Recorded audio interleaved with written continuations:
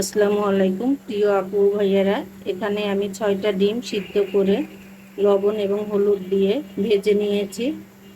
এখানে আলুও সিদ্ধ করে ছিলে নিয়েছি, এটা কিন্তু নতুন আলু।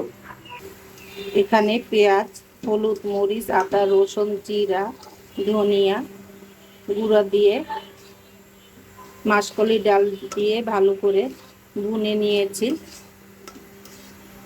দিয়ে দেব গরম পানি। এখানে পানি ফুটিয়ে নিয়েছি, গরম পানিগুলো দিয়ে দিলাম। দিয়ে ভালো করে নেড়ে চেড়ে কিছুক্ষণের জন্য ঢাকনা দিয়ে আবারও ঢেকে দিব, ডালটা আরও সিদ্ধ হওয়ার জন্য। ডালগুলো অনেকটা সেদ্ধ হয়ে গিয়েছে, আমি চরকি দিয়ে একটু ঘুটে নেব। ডালগুলো একটু ভেঙে নিয়েছি চরকি দিয়ে, সবগুলো ভাঙিনি। দিয়ে দেব আলু। সবগুলো আলু কিন্তু আমি দিয়ে দিয়েছি। এটা আরও একটু বলকালে আমি ডিমগুলো দিয়ে দেব। ডাল বলকিয়েছে, আমি এখন ডিমগুলো দিয়ে দেব।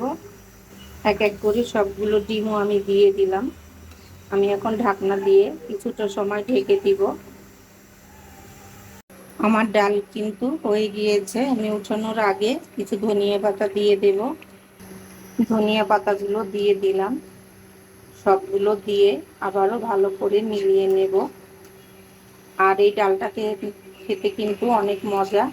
আমি এভাবে অনেকবার রান্না করেছি, আপনারা চাইলে এভাবে রান্না করতে পারেন। ডিম আলু দিয়ে, আলুটা ভেঙেও দিতে পারেন, কিন্তু আমি আলু ভেঙে দিইনি, ডিমের মতোই আস্ত রেখেছি।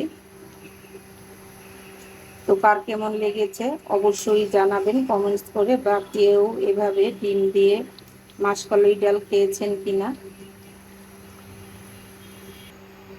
আমার রান্না একদম শেষ, চুলা অফ করে দিয়েছি।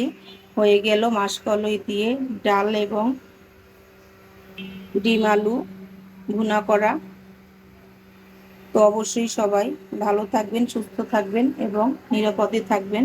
আমার পাশেই থাকবেন, আমিও আছি আপনাদের সাথে। আর রান্নাটা কেমন হয়েছে সেটা কিন্তু অবশ্যই কমেন্টস করে জানাবেন। তো সবাই অনেক ভালো, সুস্থ, নিরাপদে থাকুন। আল্লাহ হাফিজ।